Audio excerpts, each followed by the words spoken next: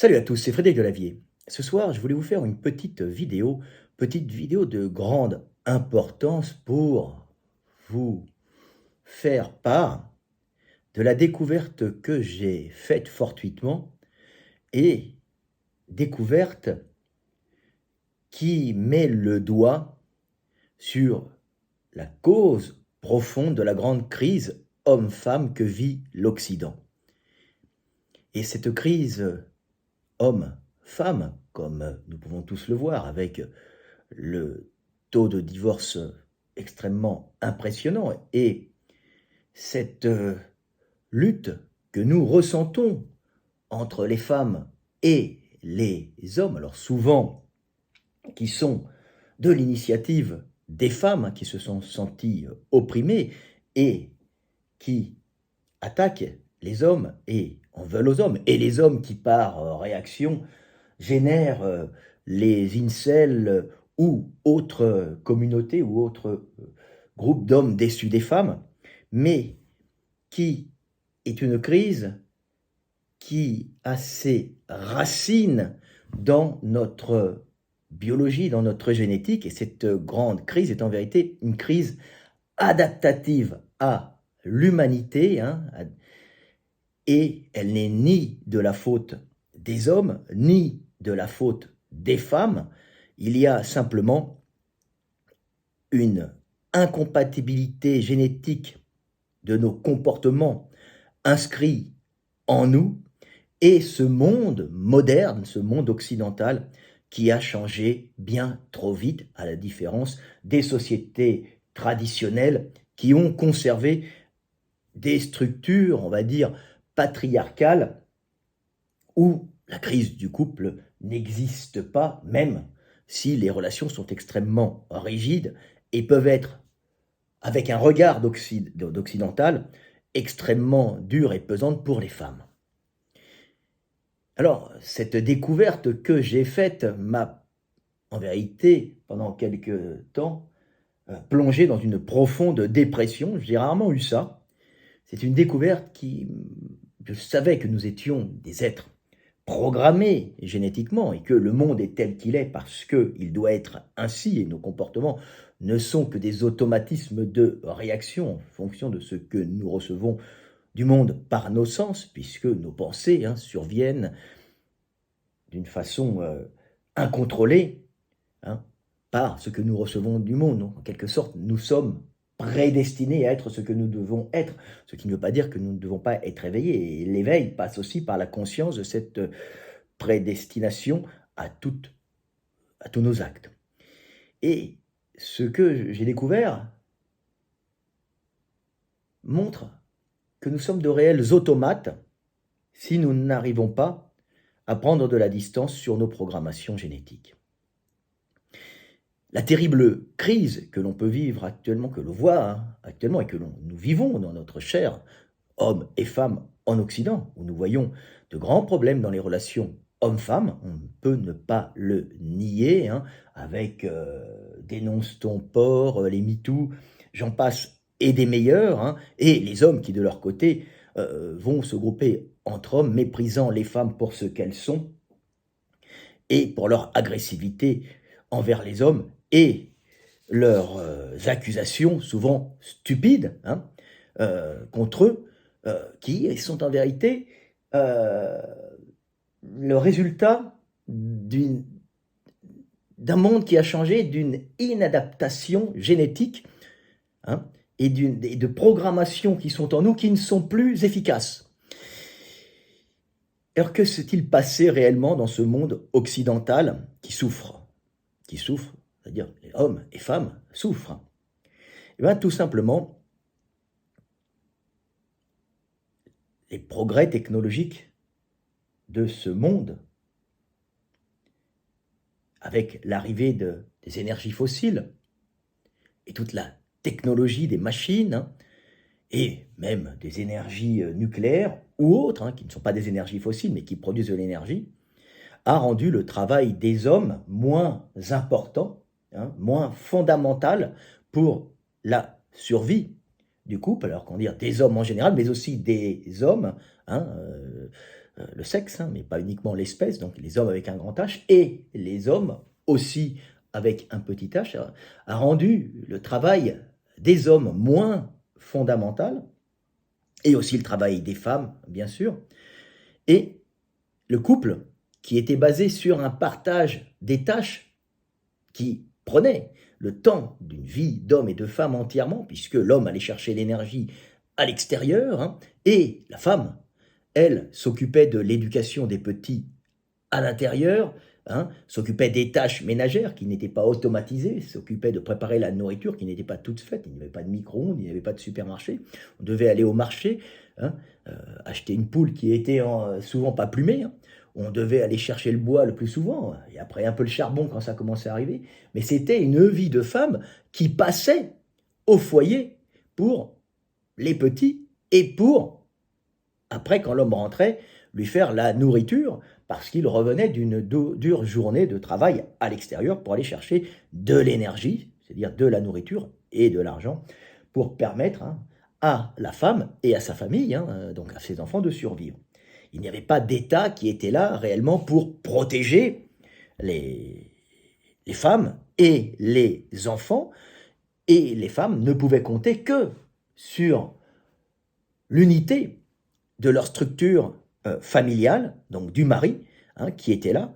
Donc ça rendait les unions entre hommes et femmes sacrées devant l'Église. En vérité, c'est devant les hommes, pour qu'un homme n'abandonne pas une femme et ses petits, ce qui aurait condamné la femme à la misère et aux petits à la misère aussi. Et bien sûr, possiblement à la mort, puisque les moyens médicaux et la médecine prophylactique étaient beaucoup moins développés à l'époque. Hein. N'oubliez pas qu'il y a juste 150 ans, un enfant pouvait mourir d'une soupe passée, hein, ou d'une pneumonie. Il n'y avait pas d'antibiotiques et la mortalité infantile était énorme.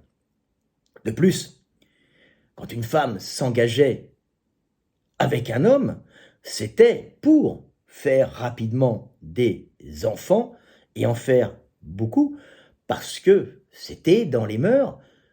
La vie étant ce qu'elle est, beaucoup d'enfants n'arrivaient pas, il y a encore même 150 ans, hein, c'est très peu à l'échelle de l'humanité, à l'âge adulte, parce que les maladies et les conditions de vie n'étaient pas celles que nous avons maintenant en Occident, où la survie des individus est assurée jusqu'à un âge relativement avancé. Avant, on mourait souvent plus jeune, hein, les enfants de maladies, et les femmes en couchent aussi fréquemment.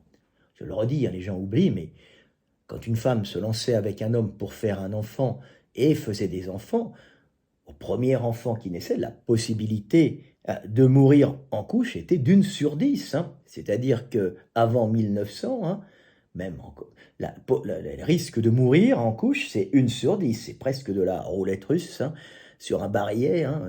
Donc il faut voir que la femme avait ce sens du sacrifice, et elle l'a encore, c'est inscrit en elle, puisque ce conflit qu'il y a dans l'évolution humaine entre ce gros cerveau et une structure du bassin qui ne doit pas trop s'élargir pour maintenir les viscères et pour pouvoir se déplacer normalement, c'est un conflit, et c'est pour ça que il nous faut un gros cerveau, parce que nous sommes un animal social et notre humanité survit grâce à nos gros cerveaux qui nous permettent de nous adapter, de réfléchir, hein, par ce langage, avec ces notions de temps et ces compressions de données en mots qui permettent de jongler avec des données compressées, hein, qu'on peut projeter dans le futur ou dans le passé. Mais il y avait un conflit énorme, donc les femmes étaient les premières, en première ligne, face à la mort, mais face aussi aux besoin et à l'importance de donner le maximum de vie au monde, de mettre le maximum d'enfants au monde, vu que le monde était plus difficile et beaucoup d'enfants mouraient. Le monde a radicalement changé, et maintenant, les couples qui se forment, on va parler des couples qui se forment, les jeunes couples, hein, et les couples plus vieux qui ont déjà des enfants, sont pris dans cette tourmente d'un monde qui a changé et de vieilles programmations génétiques. Il faut savoir que les femmes sont programmées Et nous, les hommes, nous avons du mal à le comprendre. Et les femmes ont du mal à nous comprendre, nous, les hommes, parce que nous sommes fondamentalement différents. Ce qui ne veut pas dire qu'il y en a un qui est au-dessus de l'autre, mais fondamentalement différents. Au niveau hormonal et au niveau mentalité, générée par les hormones, bien sûr, mais aussi par quelques programmations génétiques. Programmation génétique qui influe sur notre système hormonal, celui-ci influençant bien plus notre comportement en général que la génétique directe sur le cerveau. Mais la génétique directe sur le cerveau influe aussi. Les femmes arrivées en âge de se reproduire, les jeunes femmes, en général étaient soit données à des hommes, soit dans le cadre du village ou de la communauté, tombaient amoureuses d'un homme et la jeune fille amoureuse est quelque chose que l'homme a du mal à comprendre puisque c'est un amour total. La jeune fille amoureuse se donne totalement à l'homme. Elle est prête à tout. Elle se donne corps et âme à cet individu en toute confiance et en vérité est prête à être fécondée dans cet amour. Elle s'offre, elle est ouverte.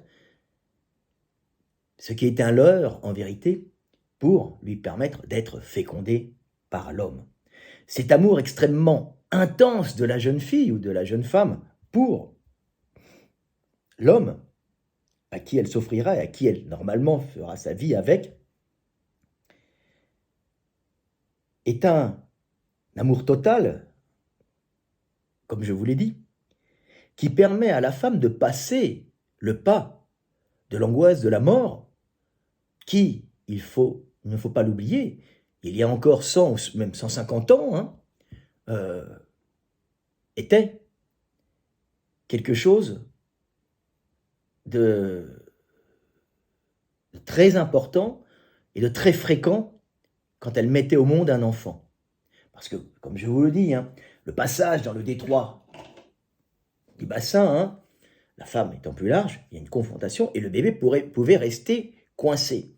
Sans compter les complications et les infections qui pouvaient ensuite emporter la maman, puisque on sait très bien que c'est l'aseptisation qui a été trouvée par Semmelweis, Weiss, puisque sa femme était morte, et il avait découvert qu'en mettant un peu d'eau de javel, je crois, en faisant bouillir du chlore, il y avait le chlore et l'aseptisation, et en faisant bouillir les draps, avait réduit énormément le taux de mortalité des femmes. Mais beaucoup d'enfants restaient coincés, c'était 1 sur 10, un enfant qui ne sortait pas. Donc c'est une probabilité de mourir énorme. Et les femmes devaient passer cette barrière et devaient, par cet amour total, s'offrir et passer en dehors de l'angoisse de la mort, le grand combat de la femme.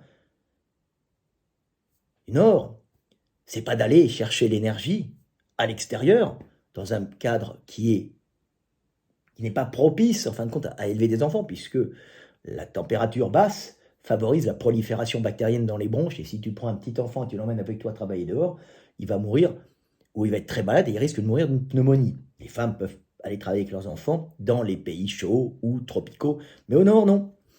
Ça pose un problème de survie des petits. Et les femmes devaient s'offrir à leurs hommes, et à ce moment-là, elles risquaient la mort.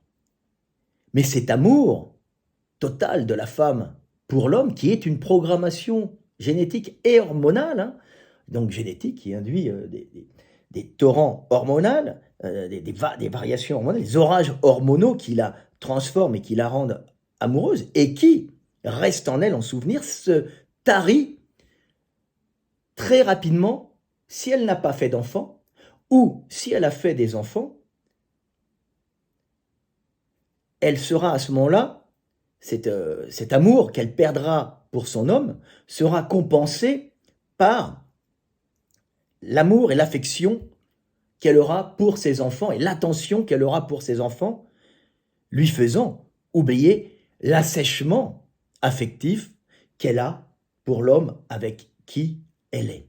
Assèchement affectif qui n'est pas grave en soi, puisqu'elle gardera du respect pour son homme qui, elle le sait, la nourrit, elle et ses petits. Donc on remplace l'amour par le respect de l'homme, dans les sociétés traditionnelles bien sûr, hein, et même en Europe, avant justement ce changement radical dû à la technologie, hein, qui a modifié totalement euh, l'Occident. Et les femmes, à ce moment-là, s'occupaient des enfants et avaient leur compensation affective, avec une modification bien sûr de leur terrain hormonal, avec les enfants dont elles étaient obligées, mais avec plaisir, de s'occuper. C'était dur, c'était éprouvant. Elles nourrissaient leurs enfants, hein, sur leur propre euh, réserve de graisse et de calcium. C'est quelque chose qui est très éprouvant pour une vie de femme. C'est pour ça qu'elle n'avait pas une longévité si importante avant, hein, parce qu'elle était épuisée par les grossesses successives. Hein. Dans le monde moderne, les femmes ont pris une longévité plus importante puisqu'elles ne sont pas obligées de faire 5 enfants pour qu'il en reste 2,5 ou 2, ou même moins, puisque l'Occident est en dénatalité. Donc les femmes, malgré la dureté de la vie, avaient, au niveau affectif, une stabilité qui était donnée par le cadre dans lequel elles étaient, c'est-à-dire enfants, hommes, amour, tout de suite assèchement, mais compensé par la grossesse qui allait leur donner de l'amour. Le problème dans nos sociétés modernes, c'est que les femmes, maintenant, ne font pas d'enfants tout de suite, parce que les conditions ont changé. On n'est pas obligé de faire 5 enfants pour qu'il en reste 2 ou 2,5, voire 1,5. On peut en faire beaucoup moins et commencer plus tard. La sagesse en Occident veut qu'on dise maintenant on va faire des enfants quand on aura déjà un appartement de bonne taille, on achète un premier, on achète un second plus grand pour les enfants, où on loue et on essaye d'assurer son avenir et de conserver son confort pour pouvoir avoir des enfants et ne pas vivre comme des miséreux. On sait très bien que les miséreux et les pauvres font beaucoup d'enfants pour toucher les allocations familiales, ce qui est une autre démarche qui est efficace, bien sûr, mais qui ne favorise pas le confort que l'occidental recherche.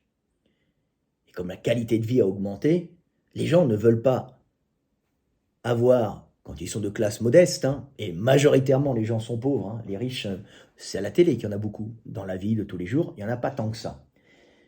Donc, majoritairement, les gens attendent d'avoir un peu plus pour pas avoir leur confort qui baisse. Malheureusement, ce système, parce qu'ils savent que les enfants peuvent être éduqués et qu'ils auront une surface plus grande pour les éduquer, et que de toute façon, les enfants ne vont pas mourir, puisque la qualité de vie, le chauffage central, hein, les frigos, et empêchent la prolifération bactérienne. Il y a la chaîne du froid, donc vous pouvez acheter de la nourriture, vous ne mourrez pas. Hein. Autant jadis, les infections intestinales et la mortalité étaient importantes, soit par pneumonie, soit par infection intestinale. Donc nous, nos occidentaux, hein, hommes et femmes, attendent pour avoir des enfants, et on voit fréquemment des couples qui restent 1 an, 2 ans, 3 ans, 4 ans, 5 ans ensemble. Malheureusement, dans cette situation, ils dépassent le temps critique où la femme reste attachée à l'homme et amoureuse de l'homme parce que le temps a été dépassé et elle n'a pas fait d'enfant. Et la femme, malheureusement, et elle ne comprend pas ça, mais maintenant je l'explique, hein, pour que les femmes comprennent ce qui leur arrive et puis que les hommes pardonnent aux femmes parce que ce sont des programmations. La femme arrive à un certain moment où le couple, marié ou pas, en pax ou normal, se retrouve à un moment où la femme ne ressent absolument plus rien pour son homme. Majoritairement, c'est pas de la faute de l'homme. Hein. Les hommes sont majoritairement des êtres ni mauvais ni bons, les mâles. Hein. Ce sont des êtres moyens, médiocres, hein, comme les femmes d'ailleurs. Et les hommes qui frappent leurs femmes ou les féminicides ce n'est pas la majorité des hommes. La plupart des hommes sont des hommes moyens qui sont ni bons ni mauvais, ils sont juste moyens, ils ont su rencontrer une femme, la femme a su apprécier l'homme et ils sont maintenant en couple. Malheureusement, si l'homme est programmé pour s'attacher progressivement à la femme, c'est une programmation génétique qui a sauvé notre humanité, hein.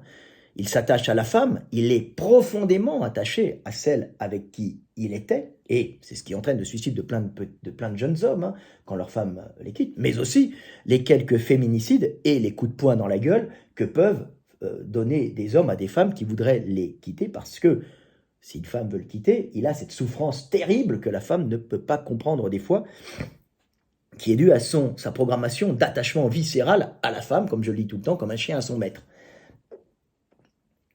Et comme il fait de la testo en plus, il est beaucoup plus impulsif, hein. Les prisons sont remplies majoritairement d'hommes, hein. Je ne sais pas, mais à part l'Asie, on se retrouve avec 14% de population Asie du Sud féminine, en moyenne entre 10 et 14%. La population carcérale en Europe, c'est du 2%, 3%, peut-être 5%, mais c'est du 4%. Mais les hommes sont majoritairement agressifs, parce que déjà, c'est eux qui vont à la conquête calorique et qui s'affrontent entre eux pour la calorie, et en plus, ils ont un taux de testo élevé, ce qui fait que ils vont passer plus facilement à l'acte. Alors pour aller chercher la calorie, c'est bien, l'énergie, pour la femme et les enfants à la base, hein, mais ça pose des problèmes aussi. Et dans le couple, quand la femme veut quitter l'homme, bah, ça pose aussi un problème. Et vous allez voir que c'est terrible ce qui se passe en Europe. Donc la femme, au bout d'un certain temps en Europe, puisque le délai où elle devait être enceinte très rapidement, c'est-à-dire entre 2 et 3 ans, voire 1 an, est dépassé, périmé, la femme se met à s'assécher complètement, même s'il y a des projets communs de bâtir un avenir en commun, donc d'emprunter à deux pour s'acheter un petit appartement, un peu plus grand pour mettre les enfants, la femme se retrouve avec un homme pour qui elle n'a plus aucune affection, et un homme pour qui elle ne ressent plus rien. Et comme elle avait vécu cette tornade amoureuse, hein, cet orage amoureux en elle, qui est une sensation que les hommes ne peuvent pas connaître, qui remplit entièrement une femme pour s'ouvrir en vérité à l'homme et faire un enfant en bravant la mort, bien sûr, hein, puisque le grand combat de la femme, c'est l'accouchement, plus maintenant, mais avant. Une femme sur 10, je vous l'ai dit, il essaie sa peau, sa vie. Ben, elle se retrouve avec une souffrance terrible, terrible souffrance d'être en face d'un homme qui ne lui procure plus rien du tout. Et à ce moment-là, commencera l'envie de partir, parce qu'elle vit un mal-être terrible, celui de ne plus rien ressentir, et comme il n'y a pas les enfants pour compenser ces doses d'ocytocine, hein, ces doses d'hormones qui la rendent heureuse et qui lui permettent de maintenir un équilibre émotionnel, elle va commencer à générer du ressentiment contre son homme, parce que sa situation en fin de compte, droguer, sevrer trop tôt, est intolérable. Et elle va, à ce moment-là, comme je vous l'ai déjà dit, essayer de trouver des défauts à son homme, même si celui-ci n'en a pas, l'accusant d'être, comme je le dis tout le temps, d'être trop collant s'il est proche d'elle, l'accusant d'être trop éloigné s'il ne fait pas attention tout le temps à elle, il est un peu éloigné, l'attaquant sur tout et n'importe quoi, et des fois, si l'homme est un gros connard, eh ben, ça sera un gros connard amplifié et ça lui donnera une raison de partir encore plus rapidement. Brisant des jeunes hommes qui ne comprennent pas ce changement radical de la femme qu'ils ont aimée, hein, c'est-à-dire ils ont vécu le grand amour, l'amour total d'une femme pour eux, et d'un seul coup, le vide. Et l'homme est détruit. Et on voit beaucoup de jeunes hommes se suicider. N'oubliez pas que 75% des suicides, ou 70, oui, c'est les hommes. Un suicide réussi, hein, je parle bien. D'abord, c'est la testo, c'est pas les meilleurs qui poussent l'homme à l'action, et puis ce ne sont pas les mêmes modes de suicide. Et souvent, les suicides sont liés au travail, mais c'est souvent aussi des ruptures de couple. Donc le taux de suicide des hommes est très important. Aussi parce que les femmes ne s'attachent plus à eux, parce qu'elles sont programmées pour ne plus s'attacher à eux. Alors c'est une programmation qui était fondamentale à la femme pour faire survivre l'humanité. Parce que si un homme, au temps jadis, n'avait pas réussi à féconder une femme, eh ben, la femme devait le quitter le plus tôt possible pour en trouver un autre. Et elle devait justement se détacher de cet homme parce que l'important pour l'humanité, c'est que toutes les matrices soient fécondées. Autrement, il n'y a plus d'humanité. Avec un taux de mortalité important pour les petits, hein, il faut absolument que toute une vie de femme passe à faire des enfants avec un taux de mortalité élevé. Donc la femme est programmée pour quitter celui qui ne l'a pas fécondée. Malheureusement, dans nos sociétés modernes, le temps où nous faisons le premier enfant est un temps qui s'est allongé et qui dépasse la période où la femme va ne plus avoir d'amour, donc il dépasse la période où la femme a de l'amour pour tomber dans la phase d'assèchement et on se trouve avec d'énormes problèmes dans les couples avec des femmes qui veulent partir. N'oubliez pas que 75% des divorces sont initiés par les femmes parce qu'elles ne supportent plus cette situation.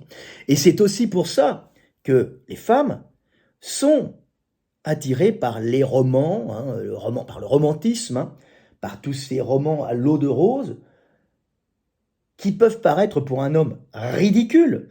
Vous savez, il y avait les collections Harlequin dans les gares avant que les femmes lisaient en prenant le métro, que les travailleuses du tertiaire prenaient les petites secrétaires en prenant le métro, collection Harlequin, avec de très belles illustrations, vous voyez des beaux hommes en costard ou torse nu, embrasser des belles femmes ou les tenir dans les bras. Nous avons aussi les feuilletons de l'après-midi pour la ménagère qui s'ennuie à la maison, qui sont là pour lui rappeler la phase d'orage hormonal qui la remplissait d'émotions intenses et qu'elle a perdu et qui lui rappelle ça. C'est pour ça que la femme, quand elle lit un roman romantique, ne fait que rechercher ce bonheur qu'elle vivait quand elle était amoureuse de son homme, amour et bonheur total qui n'est fait que pour être fécondé, continuer la vie. Et après, c'est l'amour pour les enfants. C'est pour ça qu'elle recherche ça. Et nous, quand on voit des femmes lire et regarder des films romantiques, on ne comprend pas qu'elles recherchent ces bouleversements hormonaux de jeunes femmes ou de jeunes filles qui étaient extrêmement jouissifs pour une femme et que l'homme ne comprendra véritablement jamais, car il ne pourra pas les ressentir au fond de lui, sauf si évidemment, éventuellement, il se fait des grosses injections d'hormones femelles en quantité énorme, au risque de se détraquer quand même. Mais c'est très intéressant à comprendre. Donc, cette société a détruit un peu le couple, pas parce que les hommes sont mauvais, ni parce que les femmes sont des salopes, mais parce que le timing a changé et que s'il faut 10 ans pour pouvoir avoir un appartement correct ou 8 ans se mettre ensemble, ça dépasse le temps où une jeune femme va être amoureuse d'un homme. De plus, la sécurité donnée par l'État, par les pensions alimentaires que les femmes peuvent gagner grâce aux avocats et à un système judiciaire qui n'est pas mauvais non plus, mais qui est fait pour protéger femmes et enfants, ce qui est fondamental, puisque l'avenir de l'humanité, c'est les matrices et les enfants qui en sortiront.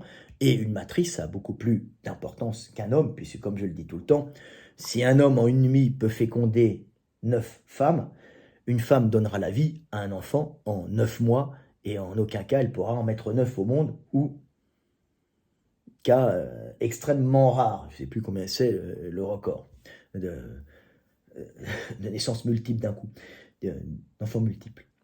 Mais il faut comprendre ça pour comprendre les hommes et comprendre que ce bouleversement a bouleversé notre humanité et a fait des gens malheureux parce que tout simplement le monde a changé. Ce n'est ni la faute des hommes, ni la faute des femmes. Et les hommes sont attachés aux femmes, affectivement, terriblement, même si leur jouissance, c'est la jouissance sexuelle qu'ils recherchent, eux, le temps d'un orgasme.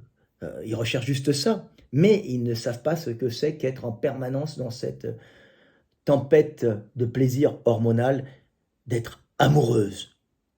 Tu vois, c'est pour ça que les romans et les feuilletons romantiques qu'on voit sur Netflix ou l'après-midi sur les chaînes marchent à fond pour les femmes, parce qu'elles recherchent, comme des drogués, ces sensations qu'elles n'ont plus et qu'elles ont eues. Un homme a du mal à le comprendre. C'est pour ça qu'il peut faire les films d'action, pour aller chercher l'énergie, s'imposer parmi les hommes. Hein, c'est le plaisir de l'homme pour avoir les femmes, le territoire, l'énergie et les femmes, et se vider les couilles.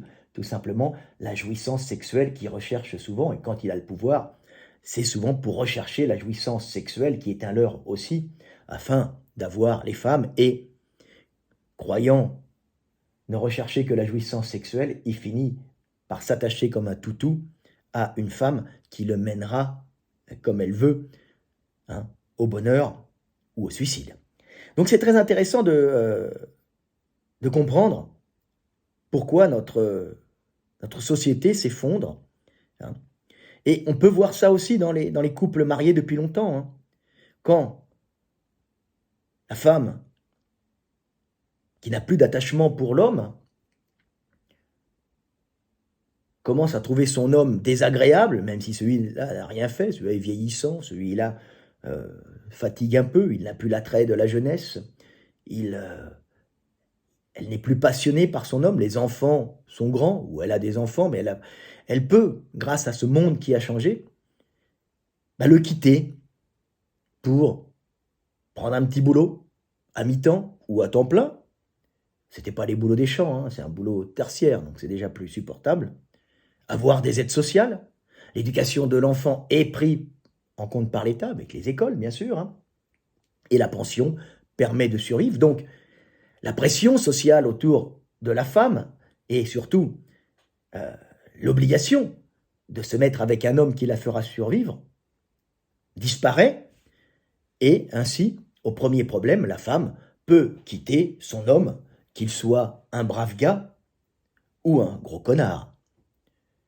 Et c'est pour ça qu'on voit les couples qui se brisent, hein, et qu'on voit les femmes quitter les hommes. Alors, évidemment, les hommes quittent les femmes, mais, comme je l'ai dit, hein, 75% des divorces sont initiés par les femmes. C'est-à-dire qu'elles sont programmées pour s'assécher affectivement et ne plus être amoureuses de la personne avec qui elles sont, soit pour la quitter et trouver un meilleur reproducteur, hein, soit pour que leur amour se focalise sur leurs petits, hein, parce que l'éducation des petits et l'attention que des petits avaient, c'était l'attention totale d'une maman, hein, et pas une maman passionnée par un homme qui oublierait ses enfants. Donc c'est ça qui a fait survivre l'humanité, mais comme notre monde a changé, les hommes n'ont plus cette importance pour les femmes, et pire encore, quand un couple s'installe, le temps d'installation du couple, avant d'avoir des enfants, est beaucoup plus élevé, puisqu'il n'y a pas d'enfants qui meurent comme ça. Hein.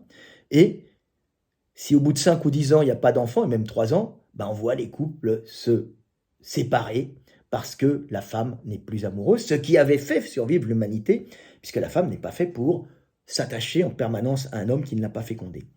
Voilà. Et après, elle s'attache à ses enfants, et elle reste, par respect pour son homme, le respect du pourvoyeur d'énergie. C'est comme ça que le monde a fonctionné.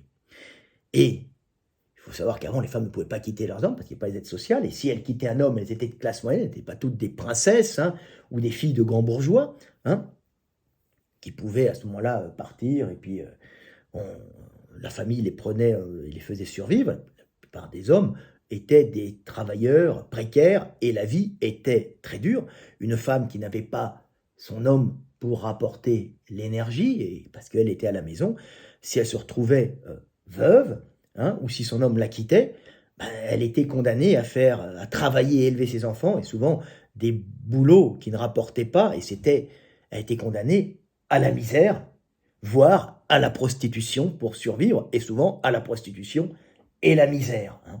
Donc c'était quelque chose de terrible que les femmes non plus. Hein. On ne parle pas des classes riches qui sont très peu nombreuses, hein, puisqu'il y a peu de riches et beaucoup de pauvres. Ainsi est fait l'humanité. Maintenant, on a une classe moyenne qui augmente, mais ceci dit, la plupart des gens ne sont pas très riches. Ils sont plutôt moyens pauvres globalement et quelquefois moyens riches. Voilà. Donc voilà, petite vidéo pour vous expliquer que la crise de l'Occident est en vérité un problème d'adaptation, est une crise adaptative due à une incompatibilité génétique de nos comportements, inscrits en nous, hein, avec ce monde moderne qui a changé trop vite et auquel il va falloir s'adapter. Malheureusement, nous sommes des automates la plupart du temps. Nos couples se brisent parce que nous n'avons pas pris conscience de ces changements. Alors les femmes vont accuser les hommes d'être des goujats, d'être grossiers, d'être de sales types, hein. On voit à la télévision ces attaques permanentes des féministes qui sont en vérité le résultat de cette inadaptation de nos sociétés à des technologies et des énergies qui ont complètement modifié nos façons de vivre, notre longévité et aussi notre survie. Si nous survivons, si nous vivons plus longtemps et si nos enfants ne meurent plus, nos couples, par contre, se brisent beaucoup plus vite et les drames amoureux et les ruptures sont légion. Voilà, j'espère que vous comprenez hein, comment ça fonctionne et qu'il faut essayer de réguler tout ça et on ne peut se libérer de nos automatismes car nous sommes des automates, en fin de compte, des automates gérés par toute une mécanique hormonale et donc biologie hein, moléculaire. Et il faut, par l'esprit et la compréhension et l'analyse du monde, essayer de nous sortir de cette inadaptation évolutive. Bien sûr, le monde avance en déséquilibre rectifié et cette crise terrible que nous vivons en Occident, il y a des crises ailleurs, hein, cette crise du couple, cette crise de l'homme et de la femme va être progressivement surmontée. Hein. La vie étant quelque chose qui est capable de se modifier, de se transformer pour s'adapter à son milieu qui change, je ne doute absolument pas que nous sortirons, l'humanité occidentale sortira de cet enfer affectif et émotionnel. Voilà, c'était Fred Delavier, je vous aime et paix sur terre.